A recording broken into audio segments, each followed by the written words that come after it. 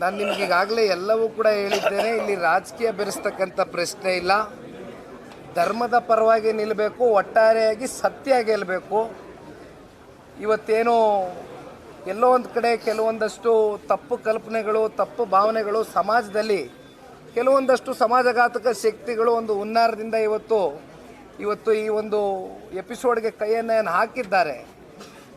ಆದರೆ ಇವೆಲ್ಲವೂ ಕೂಡ ಮುಂದಿನ ದಿನಗಳಲ್ಲಿ ರಾಜ್ಯದ ಜನತೆಗೆ ಸಂಪೂರ್ಣವಾಗಿ ಇದರ ಸತ್ಯಾಸತ್ಯತೆ ಹೊರಗೆ ಬರಬೇಕು ಅಂತಕ್ಕಂಥದ್ದು ಒಬ್ಬ ಭಕ್ತನಾಗಿ ನಾವೆಲ್ಲರೂ ಕೂಡ ಇವತ್ತು ಈ ಸಂದರ್ಭದಲ್ಲಿ ಆಗ್ರಹ ಪಡಿಸ್ತೇವೆ. ಬಹುಶಃ ಇದು ಒಂದು ಸೂಕ್ತವಾದಂಥ ತಾರ್ಕಿಕ ಅಂತ್ಯಕ್ಕೆ ಹೋಗಿ ತಲುಪಬೇಕು ಈ ತನಿಖೆ ಅಂತಕ್ಕಂಥದ್ದಾದರೆ ಕೇಂದ್ರ ಸರ್ಕಾರದ ಯಾವುದಾದ್ರೂ ತನಿಖಾ ಸಂಸ್ಥೆ ಅಂದರೆ NIA ಅಂತಕ್ಕಂಥದ್ರ ಬಗ್ಗೆ ಈಗಾಗಲೇ ನಾವು ರಾಜ್ಯದಲ್ಲಿ ಪತ್ರಿಕಾಗೋಷ್ಠಿ ನಡೆಸಿದಂಥ ಸಂದರ್ಭದಲ್ಲಿ 2 ದಿನಗಳ ಹಿಂದೆ ಪ್ರಸ್ತಾವನೆಯನ್ನು ಇಟ್ಟಿದ್ದೇವೆ.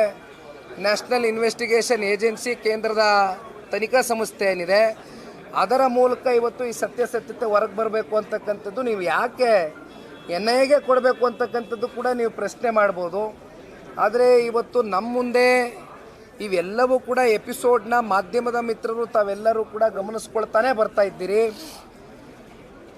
ಕೆಲವೊಂದಷ್ಟು ಇಂಟರ್ನ್ಯಾಷನಲ್ ಮೀಡಿಯಾ ಹೌಸಸ್ ಇರಲಿ, ಒಂದಷ್ಟು ಯೂಟ್ಯೂಬ್ ಚಾನಲ್ಸ್ಗಳಿರಲಿ, ಅವ್ರಿಗೆ ಒಂದು ರೀತಿ ಉತ್ತೇಜನೆ ಕೊಟ್ಕೊಂಡು ಅವ್ರಿಗೆ ಈ ಒಂದು ಬಹಳ ಕೆಟ್ಟ ರೀತಿಯಲ್ಲಿ ಒಂದಷ್ಟು ಎಪಿಸೋಡ್ಗಳನ್ನ ಕ್ರಿಯೇಟ್ ಮಾಡ್ತಕ್ಕಂಥದ್ದಕ್ಕೆ ಒಂದು ವರ್ಗ ಅಂದರೆ ಇಲ್ಲಿ ಯಾವುದೋ ಒಬ್ಬ ಇಬ್ಬ ವ್ಯಕ್ತಿಗಳ ಪ್ರಶ್ನೆ ಅಲ್ಲ, ಒಂದು ದೊಡ್ಡ ಮಟ್ಟದ ಒಂದು ಆರ್ಗನೈಸೇಷನ್ನೇ ಇವತ್ತು ಭಾಳ ವ್ಯವಸ್ಥಿತವಾಗಿ ಸಂಘಟಿತವಾಗಿ ಒಂದು ಪಿತೂರಿಯಲ್ಲಿ ಒಂದು ಪಾತ್ರಧಾರರಾಗಿದ್ದಾರೆ ಅಂತಕ್ಕಂಥದ್ದು ಇವತ್ತು ನಮ್ಮ ಎಲ್ಲರಲ್ಲೂ ಕೂಡ ಇವತ್ತು ಅನುಮಾನ ಕಾಡ್ತಾ ಇದೆ. ರಾಜ್ಯದ ಜನತೆಯಲ್ಲೂ ಕೂಡ ಅನುಮಾನ ಕಾಡ್ತಾ ಇದೆ.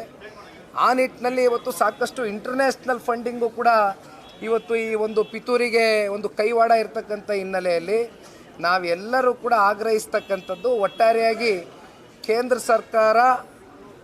ಸರ್ಕಾರದ ತನಿಖಾ ಸಂಸ್ಥೆ ನ್ಯಾಷನಲ್ ಇನ್ವೆಸ್ಟಿಗೇಷನ್ ಏಜೆನ್ಸಿ ಇಲ್ಲಿ ಈ ಒಂದು ತನಿಖೆಯನ್ನು ಕೈಗೆತ್ಕೊಳ್ಬೇಕು ಅಂತಕ್ಕಂಥದ್ದನ್ನ ಈ ಸಂದರ್ಭದಲ್ಲಿ ಜನತಾದಳ ಪಕ್ಷದ ವತಿಯಿಂದ ಧರ್ಮಸ್ಥಳದ ಭಕ್ತಾದಿಗಳಾಗಿ ನಾವೆಲ್ಲರೂ ಕೂಡ ಆಗ್ರಹಿಸ್ತೇವೆ.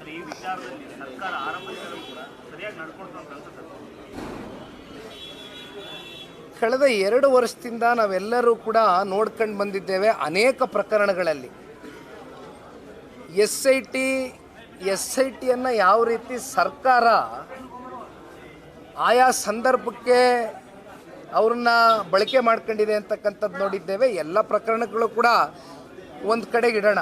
ಆದರೆ ಧರ್ಮಸ್ಥಳದ ವಿಚಾರದಲ್ಲಿ ತರಾತುರಿಯಲ್ಲಿ ಯಾವುದೋ ಒಬ್ಬ ಇಬ್ಬ ವ್ಯಕ್ತಿಗಳು ಬಂದು ದೂರು ಕೊಟ್ಟಂಥ ಸಂದರ್ಭದಲ್ಲಿ ಆ ವ್ಯಕ್ತಿ ಯಾತಕ್ಕೋಸ್ಕರ ದೂರು ಕೊಟ್ಟರು, ಆ ವ್ಯಕ್ತಿಯ ಹಿನ್ನೆಲೆ ಏನು, ಅದರ ಹಿಂದಿನ ಇದ್ದಿರ್ತಕ್ಕಂಥ ಉದ್ದೇಶ ಏನು, ಇವ್ಯಾವೂ ಕೂಡ ಗಂಭೀರವಾಗಿ ಅದನ್ನು ಪರಿಗಣನೆಗೆ ತಗೊಳ್ದಿರ ಏಕಾಏಕಿ ತರಾತುರಿಯಲ್ಲಿ SIT ರಚನೆ ಮಾಡಿರ್ತಕ್ಕಂಥದ್ದು ನೋಡಿದಾಗ ಎಲ್ಲೋ ಒಂದು ಕಡೆ ಸರ್ಕಾರ ಯಾಕೆ ಈ ರೀತಿ ನಡ್ಕತ್ತು ಅಂತಕ್ಕಂಥದ್ದು ಪ್ರತಿಯೊಬ್ಬರಲ್ಲೂ ಕೂಡ ಒಂದು ಪ್ರಶ್ನೆ ಕಾಡ್ತಾ ಇದೆ. ಏಕೆಂದರೆ ಇಲ್ಲಿ ಈ ಯೂಟ್ಯೂಬ್ ಚಾನಲ್ ಅವರು ಕೆಲವೊಂದಷ್ಟು ಯೂಟ್ಯೂಬ್ ವ್ಯಕ್ತಿಗಳನ್ನ ಎಲ್ಲ ಅಂತ ಹೇಳಲಿಕ್ಕೆ ಹೋಗೋದಿಲ್ಲ, ಎಪಿಸೋಡಲ್ಲಿ ಯಾರ್ಯಾರು ಇನ್ವಾಲ್ವ್ ಆಗಿದ್ರು ಅವರೆಲ್ಲರೂ ಕೂಡ ಇವತ್ತು ರಾಜಾರೋಷವಾಗಿ ಇನ್ನೂ ಓಡಾಡ್ತಾ ಇದ್ದಾರೆ.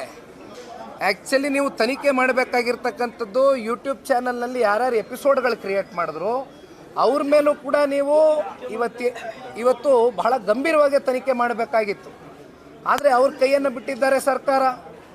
SIT ಯಾವುದೇ ರೀತಿ ಅವ್ರು ತನಿಖೆ ಮಾಡ್ತಾಯಿಲ್ಲ. ನೋಡಿದ್ವಿ, ನಾವೆಲ್ಲ ಮಾಧ್ಯಮ ಸ್ನೇಹಿತರು ತೋರಿಸ್ತಿದ್ವಿ. ಒಂದಷ್ಟು ಯೂಟ್ಯೂಬ್ ಚಾನಲ್ಸ್ನ ಮಾಲೀಕರುಗಳು ಏನು ಭಾಳ ಆರಾಮಾಗಿ ಕೈ ಅಳ್ಳಾಡಿಸ್ಕೊಂಡು ಏನೂ ಆಗಿಲ್ಲ, ನಮಗೇನು ಮಾಡ್ಕೊಳಕ್ಕಾಗಲ್ಲ ಅನ್ನೋ ಮಟ್ಟಕ್ಕೆ ಮಾಧ್ಯಮದಲ್ಲಿ ತಾವೇ ಪ್ರಸಾರ ಮಾಡಿದ್ದೀರಿ. ಅವ್ರ ವರ್ತನೆಯನ್ನು ನೋಡಿದ್ದೀವಿ, ಅವ್ರ ಬಾಡಿ ಲ್ಯಾಂಗ್ವೇಜ್ನ. ಬಟ್ ನಾನು ಈ ಸಂದರ್ಭದಲ್ಲಿ ರೀಜ್ನಲ್ ಮೀಡಿಯಾ ಫ್ರೆಂಡ್ಸ್, ರಾಜ್ಯದ ಮಾಧ್ಯಮದ ಮಿತ್ರರಿಗೆ ನಾನು ಅನಂತ ಅಭಿನಂದನೆಗಳು ಸಲ್ಲಿಸಲಿಕ್ಕೆ ಇಷ್ಟಪಡ್ತೇನೆ. ಕಾರಣ, ಈ ಪ್ರಕರಣ ಯಾವಾಗ ಬೆಳಕಿಗೆ ಬಂತು, ಸಮಾಜದಲ್ಲಿ ಯಾವಾಗ ಒಂದು ಗೊಂದಲದ ವಾತಾವರಣ ಸೃಷ್ಟಿಯಾಯಿತು, ಧರ್ಮಸ್ಥಳದ ಈ ಒಂದು ಹುನ್ನಾರದ ಮಧ್ಯೆ ತಾವುಗಳು ಒಂದು ರೀತಿ ಸ್ಪೆಷಲ್ ಇನ್ವೆಸ್ಟಿಗೇಷನ್ ಮಾಡಿರ್ತಕ್ಕಂಥದ್ದು ಮಾಧ್ಯಮದ ಸ್ನೇಹಿತರು, ಗ್ರೌಂಡ್ ರಿಯಾಲಿಟಿಯನ್ನು ಪ್ರತಿನಿತ್ಯ ನೀವು ರಾಜ್ಯದ ಜನತೆಗೂ ತೋರಿಸಿದ್ರಿ, ಜೊತೆಯಲ್ಲಿ ರಾಜ್ಯ ಸರ್ಕಾರಕ್ಕೂ ಎಚ್ಚೆತ್ಕೊಳ್ತಕ್ಕಂಥದ್ದಕ್ಕೆ ತಮ್ಮಗಳ ಕಡೆಯಿಂದ ತಾವು ಬಹಳ ಪ್ರಾಮಾಣಿಕವಾಗಿ ಪ್ರಯತ್ನವನ್ನು ಪಟ್ಟಿದ್ದೀರಿ. ಹಾಗಾಗಿ ನಾನು ನಮ್ಮ ರಾಜ್ಯ ಮಟ್ಟದ ಎಲ್ಲ ರೀಜ್ನಲ್ ಮೀಡಿಯಾದ ಸ್ನೇಹಿತರಿಗೂ ಕೂಡ ಈ ಸಂದರ್ಭದಲ್ಲಿ ಅನಂತ ಅಭಿನಂದನೆಗಳು, ಧನ್ಯವಾದಗಳನ್ನ ಸಲ್ಲಿಸಲಿಕ್ಕೆ ಇಷ್ಟಪಡ್ತೇನೆ. ಕರಿಯಮ್ಮನವ್ರಿಗೆ ಸೀಟ್ ಹಾಕಿ, ಚೇರ್ ಹಾಕಿ ಪ್ಲೀಸ್. ಚೂರು ಹಾಕಿ, ಚೇರ್ ಇಸ್ಕೊಳ್ಳಿ. ಕರಿಯಮ್ಮ ಅವ್ರನ್ನ ಒಂಚೂರು ಇಲ್ಲಿ ಚೇರ್ ಕೊಡಿಸಿ.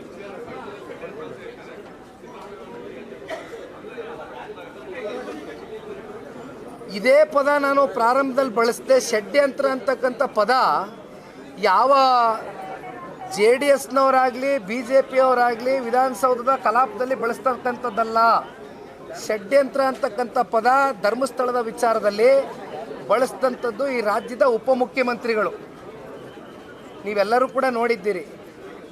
ಅಂದರೆ ಮುಖ್ಯಮಂತ್ರಿಗಳು ಒಂದು ಹೇಳಿಕೆಯನ್ನು ಕೊಡ್ತಾರೆ, ಉಪಮುಖ್ಯಮಂತ್ರಿಗಳು ಒಂದು ಹೇಳಿಕೆಯನ್ನು ಕೊಡ್ತಾರೆ. ಬಹುಶಃ ಈ ಒಂದು ವಿಚಾರಕ್ಕೆ ಸಂಬಂಧಪಟ್ಟಂತೆ ನಿನ್ನೆ ದಿನ ನಮ್ಮೆಲ್ಲರ ನಾಯಕರಾಗಿರ್ತಕ್ಕಂಥ ಮಾಜಿ ಮುಖ್ಯಮಂತ್ರಿಗಳು, ಕೇಂದ್ರದ ಸಚಿವರು ಸನ್ಮಾನ್ಯ ಕುಮಾರಣ್ಣ ಅವರು ನನಗೆ ರಾತ್ರಿ ದೂರವಾಣಿಯಲ್ಲಿ ಮಾತನಾಡಿದ್ದಾರೆ.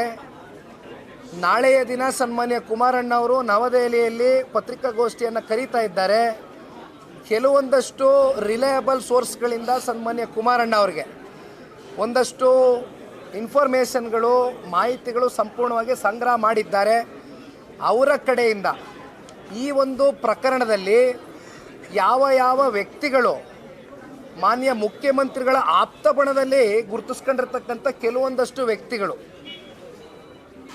ಅವರು ಯಾವ ರೀತಿ ಮುಖ್ಯಮಂತ್ರಿಗಳಿಗೆ ಈ ಧರ್ಮಸ್ಥಳದ ಈ ತನಿಖೆ SIT ರಚನೆ ಮಾಡ್ತಕ್ಕಂಥದ್ರಲ್ಲಿ ಅವರ ಪಾತ್ರಗಳು ಏನಿದೆ ಅಂತಕ್ಕಂಥದ್ರ ಬಗ್ಗೆ ಸನ್ಮಾನ್ಯ ಕುಮಾರಣ್ಣ ಅವರೇ ನಾಳೆ ದಿನ ಪ್ರಸ್ತಾವನೆಯನ್ನು ಇಡೀ ರಾಜ್ಯದ ಜನತೆ ಮುಂದೆ ಇಡ್ತಾರೆ.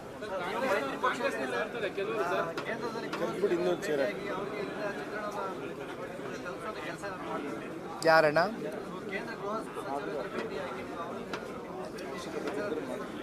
ನೂರಕ್ಕೆ ನೂರರಷ್ಟು ನಮಗೆ ಜವಾಬ್ದಾರಿ ಇದೆ. ಆ ಜವಾಬ್ದಾರಿಯನ್ನು ಮೆರಿತೇವೆ ಖಂಡಿತವಾಗ್ಲೂ. ಈಗಾಗಲೇ ನಿನ್ನೆ ಸನ್ಮಾನ್ಯ ಕುಮಾರಣ್ಣ ಅವರು ನನಗೆ ಮಾತನಾಡಬೇಕಾದ್ರೆ ಹೇಳಿದ್ದಾರೆ, ಗೃಹ ಸಚಿವರ ಹತ್ರನೂ ಕೂಡ ಸಮಯವನ್ನು ತೆಗೆದುಕೊಳ್ತಾರೆ ಮುಂದಿನ ದಿನಗಳಲ್ಲಿ. ಇದರ ಪ್ರಕರಣದ ಬಗ್ಗೆ ಇವತ್ತು ಏನು NIA ತನಿಖಾ ಏಜೆನ್ಸಿಗೆ ಇವತ್ತು ನಾವು ಕೊಡಬೇಕಾಗ್ತದೆ. ಇದ್ರ ಬಗ್ಗೆ ಕೂತ್ಕೊಂಡು ಕೇಂದ್ರದ ಸಚಿವರು ಮಾನ್ಯ ಕುಮಾರಣ್ಣ ಅವರು ಮಾನ್ಯ ಗೃಹ ಸಚಿವರನ್ನ ಭೇಟಿ ಮಾಡ್ತಾರೆ.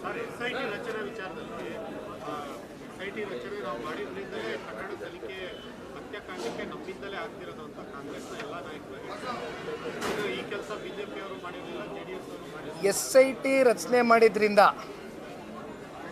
ಎಳ್ಳಷ್ಟು ಕೂಡ ಸತ್ಯ ಇಲ್ಲಿವರೆಗೂ ಹೊರಗೆ ಬರಲಿಕ್ಕಾಗಿಲ್ಲ. ಅದರ ಬದಲಾಗಿ ಧರ್ಮಸ್ಥಳಕ್ಕೆ ಅಪಮಾನ ಆಗಿದೆ ಅನ್ನೋದು ಒಂದು ಹೊರತುಪಡಿಸಿದ್ರೆ ಎಳ್ಳಷ್ಟು ಕೂಡ ಸತ್ಯ SIT ರಚನೆ ಮಾಡಿ ಇದನ್ನು ಹೊರಗಡೆ ತಗೊಂಡು ಬರ್ಲಿಕ್ಕೆ ಇಲ್ಲಿವರೆಗೂ ಆಗಿಲ್ಲ. ಚೆನ್ನೈನವರು ಅವ್ರು ಯಾರೋ ಮಾಸ್ಕ್ ಮ್ಯಾನ್ ಅಂತ ತಾವುಗಳೇನು ಹೆಸರು ಕೊಟ್ರಿ, ಅವ್ರು ಬಂದು ಅದೆಂಥದೋ ಒಂದು ಬುರುಡೆ ತಗೊಂಬಂದು ಇಟ್ಟಾಗ ಪ್ರಾಥಮಿಕವಾಗಿ ತನಿಖೆ ಮಾಡಬೇಕಾದಂಥದ್ದು ಚೆನ್ನೈನವ್ರನ್ನ. ಅವ್ರು ಏನು, ಅವ್ರ ಹಿನ್ನೆಲೆ ಏನು, ಅವ್ರ ಉದ್ದೇಶ ಏನು, ಅವ್ರು ಎಲ್ಲಿಂದ ಬಂದರು, ಆ ಬುರುಡೆ ಎಲ್ಲಿಂದ ಬಂತು ಅಂತಕ್ಕಂಥ ಪ್ರಾಥಮಿಕ ತನಿಖೆ ಚಿನ್ನಯ್ಯ ಅವ್ರನ್ನ ಮಾಡಬೇಕಾಗಿತ್ತು. ಅದು ಮಾಡಲಿಲ್ಲ. ಅದನ್ನೆಲ್ಲ ಬಿಟ್ಟು ಬೇರೆ ಇನ್ನೆಲ್ಲ ಏನೇನು ಮಾಡಬಾರ್ದಾಗಿತ್ತು ಅದೆಲ್ಲ ಮಾಡಿದ್ರಷ್ಟೇ.